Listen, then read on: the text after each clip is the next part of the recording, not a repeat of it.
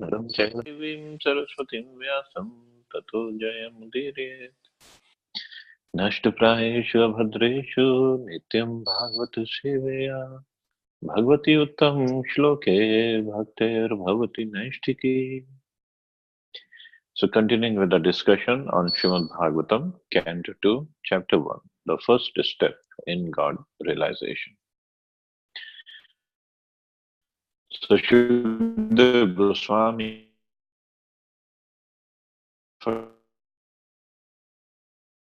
speaking to Parikshit Maharaj. Chit vish manakarakshit rakshapitam shubharte dharye dhya. Gradually, as our mind becomes progressively spiritualized, withdraw it from sense activities, and by intelligence, the senses will be controlled. The mind, too absorbed in material activities, can be engaged in the service of the personality of Godhead and become fixed in full transcendental consciousness.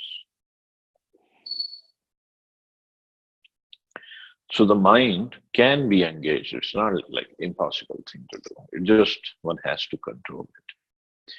The first process of spiritualizing the mind by mechanical chanting of Pranam, Omkar, and by control of the breathing system is technically called the mystic or yogic process of pranayama, or fully controlling the breathing air. The ultimate state of this pranayama system is to be fixed in trance, technically called samadhi. But experience has proven that even the samadhi stage also fails to control the materially absorbed mind. For example, the great mystic Vishwamitra Muni, even in the stage of samadhi, became a victim of the senses and cohabited with Menaka. History has already recorded this. The mind, although ceasing to think of sensual activities at present, remembers past sensual activities from the subconscious status and thus disturbs one from 100% engagement in self-realization.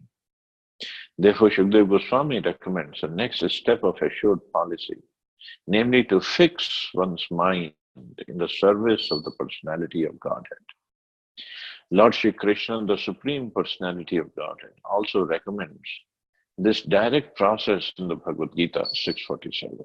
Thus, the mind being spiritually cleansed, one should at once engage himself in the transcendental loving service of the Lord by the different devotional activities of hearing, chanting, etc. If performed under proper guidance, that is the surest path of progress, even for the disturbed mind. So mind, the mechanical process of controlling it, like Prabhupada is mentioning, Shukdev Goswami mentioned, chanting Pranav Omkar and controlling of the breathing system, which is Kumbhak Rechak. If you do that, that is technically called pranayama. And then there are like 8 steps, na? Ashtanga Yoga system.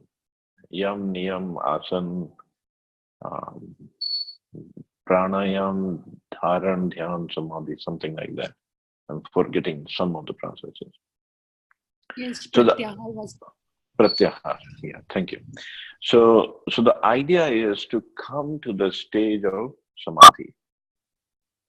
But to come to the stage of Samadhi, it's not easy.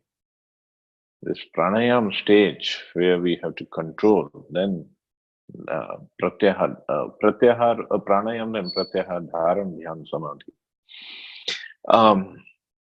It's difficult. It's not that easy. But at the same time, we have to understand that, like last time we were discussing, mind is an instrument given to us for to work under the directions of the soul. So we have to make the mind a good friend and somehow work with it, work on it. Just like in 11th canto, Bhagwan Dattatreya, he speaks of 24 gurus. In the Katha of Navyogendra, there is a mention of Dattatreya speaking of 24 gurus that he had. Not like gurus like who formally gave him knowledge, but it just in his walking throughout the world, he saw some things and he learned. So one of the gurus that he learned something from was an arrow maker. He was so absorbed in making arrows. He had a shop where he would make arrows.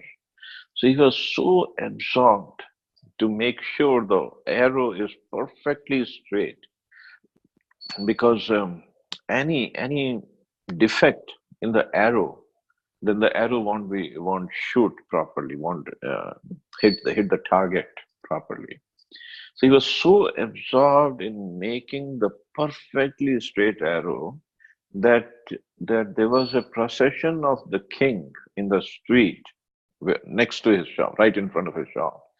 The procession went by, and the king was on his elephant, and there were so many people walking, making noises, and da da da da da.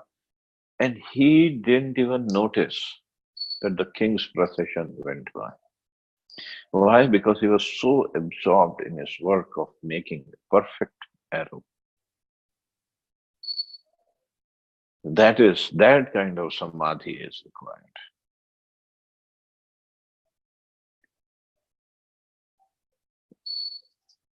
When we are when we are performing, of course, Prabhupada always brings us back to the devotional service, and he says that the mind should at once engage himself in the transcendental loving service of the Lord by the different devotional activities of hearing, chanting, etc.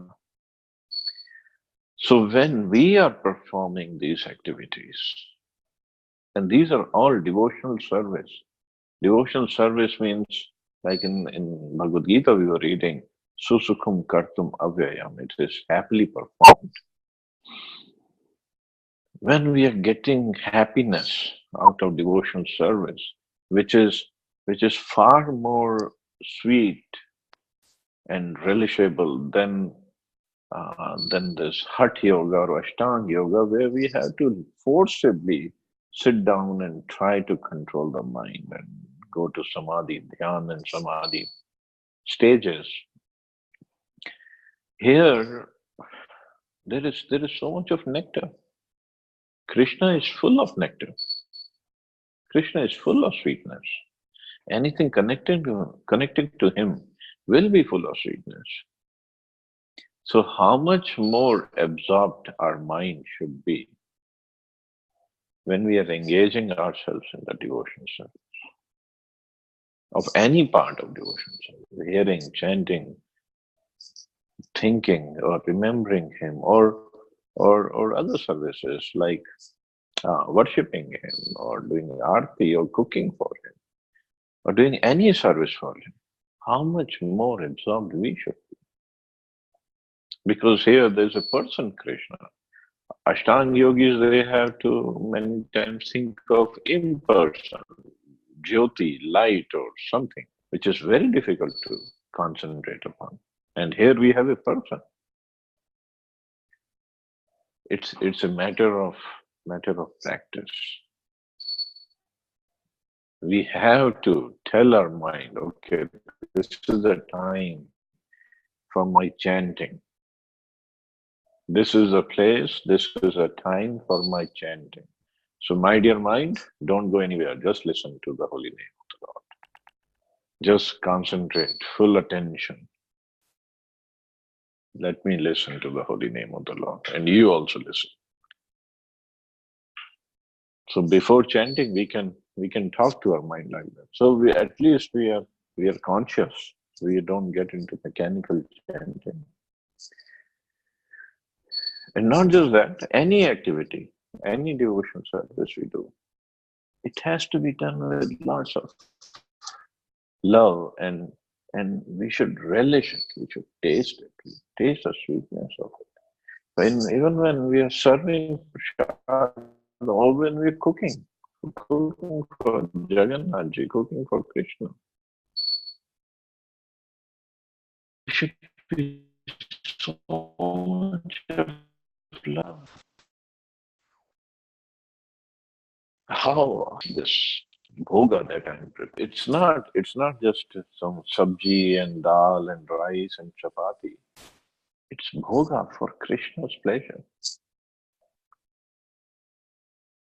And then um, we would be chopping the vegetables nicely. Oh, Krishna is going to taste it. Krishna is going to enjoy it. Just like I know one temple, they have they have so many teams to do cooking for Krishna every day. Different team comes. Somehow they have made the schedule like that. And I have heard, I haven't seen it. I've heard when they chop the salad. I mean, every piece of salad has to be properly cut. It's not like, okay, done, fine, finish it off. And when you have to um, arrange everything on the plate for Krishna to eat, everything should be arranged nicely. Because after all, Krishna is going to sit down and eat. Just like, I don't know why I'm getting into this food part, maybe I'm getting hungry. Um, just like when suppose we go to a nice hotel, five-star hotel, how do they present the food first? The presentation is amazing. Or just like if you go to a very nice wedding party or something, they present the food. It's like salad will be so nicely laid out and everything will be so nicely laid out. Because first we see the food and then we smell it. And when it really smells good, looks good, we really want to eat it. Idea is ultimately to eat the food. So Krishna is also going to eat. But first, when the plate goes to him, it has to look very nicely arranged, nicely put, everything. Not just, okay, throw some rice in there, throw some chapati, sabji here, there, salad here. I'm in a hurry. Krishna can understand, he will eat. Of course, he can understand and eat. But if we can make some nice arrangements for him to eat, he will really relish it. He will taste it. He will enjoy it. And when we're preparing a plate like that for him, we also feel good. That's that's how we should be doing things.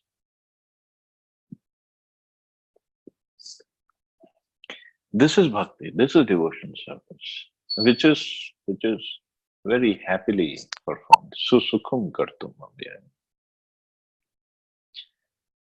Text 19. Tatra kavyavam dhyayed avyuchinnem chetasa mano nirvishyam yukta tataha kinchanna smare padam tat parmam vishnor mano yatra prasidati. Thereafter, you should meditate upon the limbs of Vishnu, one after another, without being deviated from the conception of the complete body. Thus, the mind becomes free from all sense objects. There should be no other thing to be thought upon. Because the Supreme Personality of Godhead, Vishnu, is the ultimate truth, the mind becomes completely reconciled in Him only. This is what Prahlad Maharaj also says in 7th canto when his stories come. Um,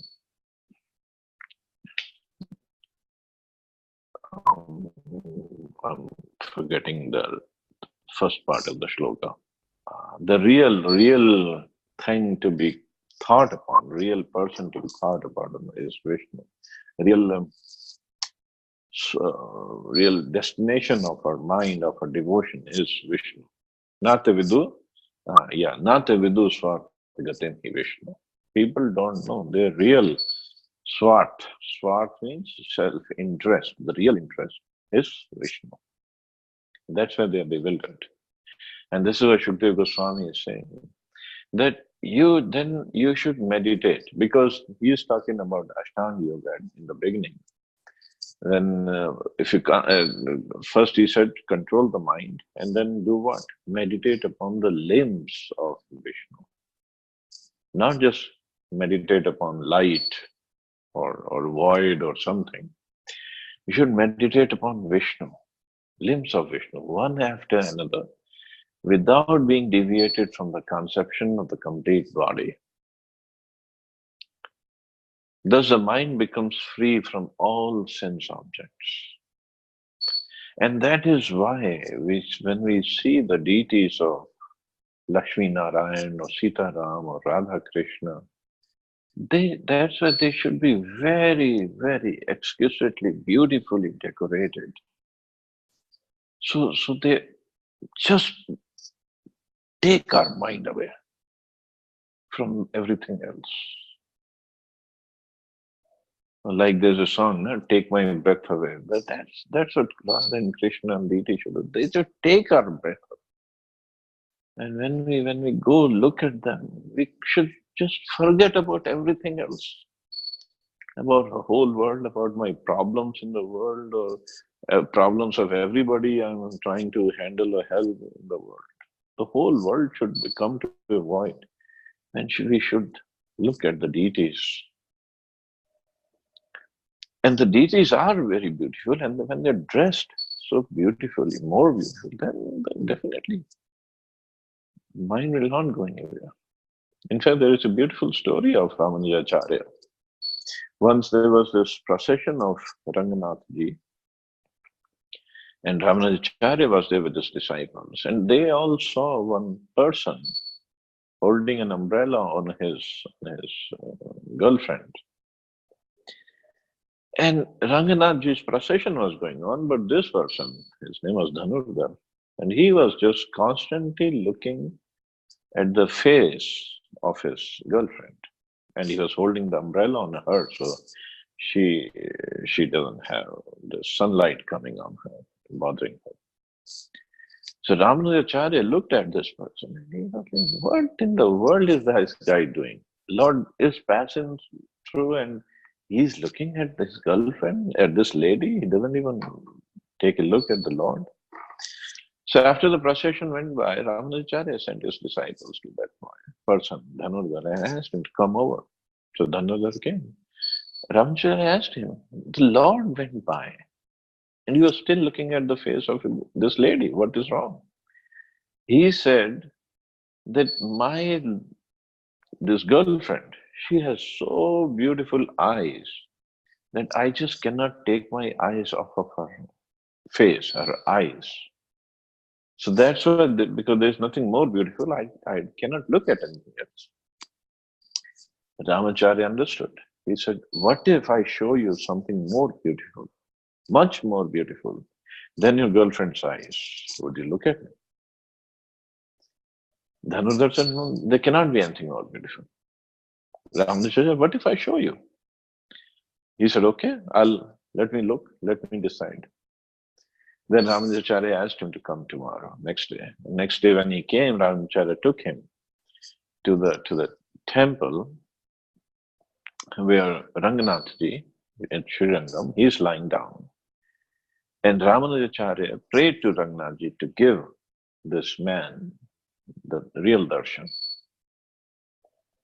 And when Dhanudhar went in and he looked at the lotus eyes of Lord Shri Ranganathji, then he said, there is nothing more beautiful than this. It was by mercy of Ramanujacharya that he got the real darshan. He got the darshan. And he became disciple of Ramanujacharya. His girlfriend also became. And they became wonderful, wonderful Vaishnavas afterwards. And they did so much of service for Ramanujacharya.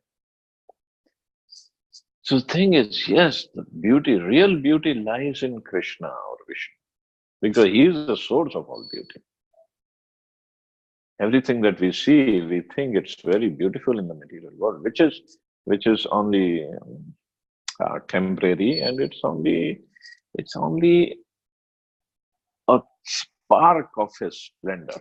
Whatever beauty, whatever opulence we see in the material world, it's just a spark. It's just like tiny fragment of his whole energy. Tiny, very tiny, in fact. And if this looks so beautiful to us, how what we can't even imagine what the source of all beauty would look like. If we see we have so much of opulence in this material world, we can't even imagine what the source of the whole opulence would be. Right? That is Krishna. And how beautiful is Krishna? Even Krishna himself gets bewildered. Once he was in Dwarka, and the story is there the pillars in Dwarka where all the gems and diamonds they are studded on the pillars. So Krishna was passing by and he saw his own image in one of the gems in the pillar. And he stopped and he was looking at it. He said, how beautiful am I? Even Krishna gets bewildered looking at his own beauty. But then obviously the next thought that comes to his mind is about Radharani. That because the real beauty is um, when the person who loves you, he tells how beautiful you are, because that is the real beauty that will come out. So he was thinking, what is this beauty that that Radharani relishes, and what's her feeling when she relishes this beauty? This is what now he wanted to taste. So that's why he came as Chaitanya Mahaprabhu. So we can't imagine the beauty of Krishna. And this is why you have to meditate upon the limbs of Vishnu one after another. That is real samadhi. Okay, perfect. Foolish persons bewildered by the external energy of Vishnu do not know that the ultimate goal of the progressive search after happiness is to get in touch directly with Lord Vishnu, the personality of Godhead. Vishnu Tattva is an unlimited expansion of different transcendental forms of the personality of Godhead. And the supreme or original form of Vishnu Tattva is Govinda, or Lord Krishna, the supreme cause of all causes. Therefore, thinking of Vishnu or meditating upon the transcendental form of Vishnu, specifically upon Lord Krishna, is a last word on the subject of meditation. This meditation may be begun from the lotus feet of the Lord. One should not, however, forget or be misled from the complete form of the Lord. Thus, one should practice thinking of the different parts of his transcendental body one after another. Here in this verse, it is definitely assured that the Supreme Lord is not impersonal. He is a person, but his body is different from those of the conditioned souls like us. Otherwise, meditation beginning from the prana of Omkar up to the limbs of the personal body of Vishnu would not have been recommended by Shukdev Goswami for the attainment of complete spiritual perfection. The Vishnu forms of worship in great temples of India are not, therefore, arrangements of idol worship, as they are wrongly interpreted to be by a class of men with poor fund of knowledge. Rather, they are different spiritual centers of meditation on the transcendental limbs of the body of Vishnu. So they are the different spiritual centers of meditation. On what? On the transcendental limbs of the body of Vishnu. The worshipable deity in the temple of Vishnu is identical with Lord Vishnu by the inconceivable potency of the Lord. Therefore, a neophyte's concentration of meditation upon the limbs of Vishnu in the temple, as contemplated in the revealed scriptures, is an easy opportunity for meditation for persons who are unable to sit down tightly at one place and then concentrate upon Pranav Omkar or the limbs of the body of Vishnu. So the idea of behind these different temples is not just to go and do some puja and beg for so many things. Basically, the deities are there so we can concentrate upon them. We can meditate upon them. At that time, And once we come back home, then we should remember those deities throughout the day. That's the whole idea. So that is why, obviously, I'm not going to find fault, but when we go and take darshan, so we should take darshan with the open eyes. Many times people close eyes also. Maybe, like somebody told me in one temple, we could not click pictures. There are many temples, they don't allow to click pictures. So I was just asking the Pujari ji there, and he said, just click the pictures with your eyes, no, Baba, what's the problem? He said, just like you, when you click the picture, the shutter closes of the lens of the camera, and then it opens up again. So he said, just click with your eyes. Means you look at the deities, close your eyes, and get the deities sit in your heart. And then you can open, take darshan. So the people have different opinions. So idea is to remember the Lord. Once we go, take a look, click the picture with your eyes, and then remember the Lord throughout the day. So we should not hurriedly running around when we are taking the darshan. In fact, darshan should be so that after the darshan, if somebody asks what color of the dress was, what color of the jewelry was, or what kind of jewelry he was wearing, we should be able to tell. Not that, oh yeah, I think it was pink, or no, maybe peach color, or maybe this color. No. That's what the deities are there for. Of course, in one way, deities are there to acknowledge that we have to put our attendance in their register. Okay, this guy came and this lady came and that came. Yeah, that is true also. But when we go take darshan, we should look at it properly, with patience, with devotion, with love, and try to remember. And as we discussed when Maharani Kunti's prayers, so start the darshan from the lotus feet and go up to the lotus face, and then relish every part of the Lord's body. So I'll stop here. See anybody has any questions or comments.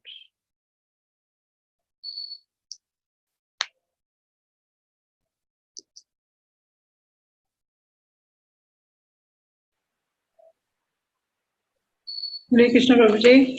Hare Krishna Mata. प्रभु जी, अभी जो आपने instance बताया ना, that deities को they don't allow to click the picture.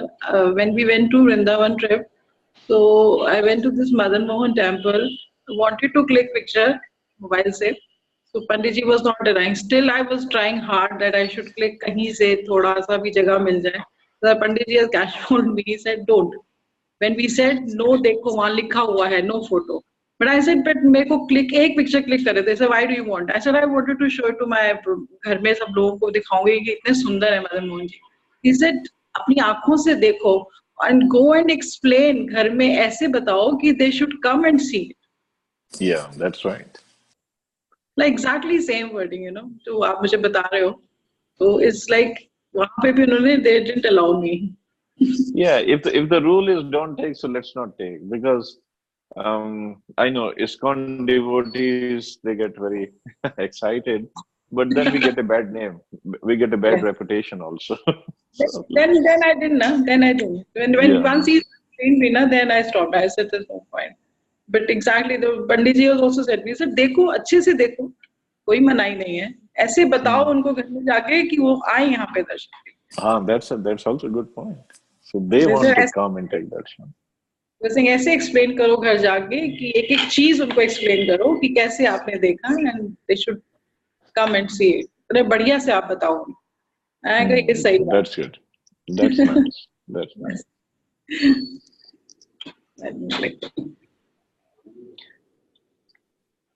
Any other question or comment?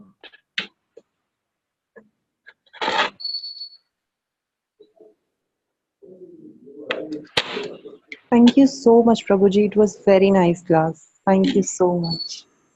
Thank you, Mata. Okay, so I guess we can stop here. Hare Krishna. Jai Shri Prabhupada. Thank you, Prabhuji. Thank you very much. Thank you. Hare Hare Krishna, Hare Krishna.